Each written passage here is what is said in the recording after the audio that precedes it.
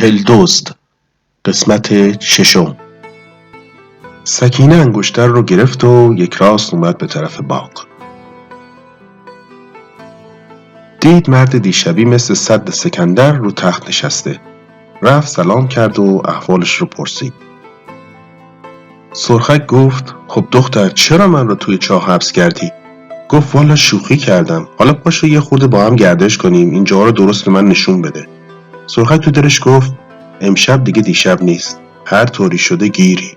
این طرف و اون طرف میگشتن تا رسیدن تو انبار آذوقه. سکینه دید تو انبار به سقف یک قرقره آهنی کوبیدند و یک زنبیل بهش آویزونه.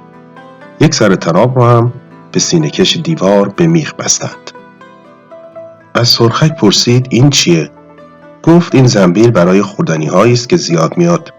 میگذاریم این تو و آویزون میکنیم که موشی گربه‌ای سرشون نره. سکینه گفت تو رو به خدا اینو پایین بیار تا من درست تماشا کنم. سرخک اون رو آورد پایین. سکینه گفت بگذار من توش بشینم، منو بکش بالا.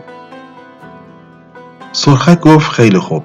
سکینه نشست تو زنبیل و سرخک کشیدش بالا.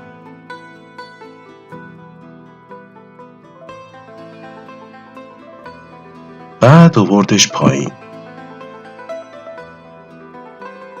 اون وقت سکینه گفت حالا عوضش تو بشین، من تو رو بکشم بالا.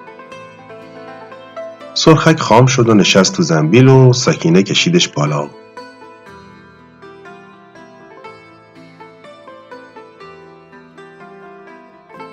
خوب که به سقف چسبوندش، سر طناب رو به میخ سینه دیوار بست.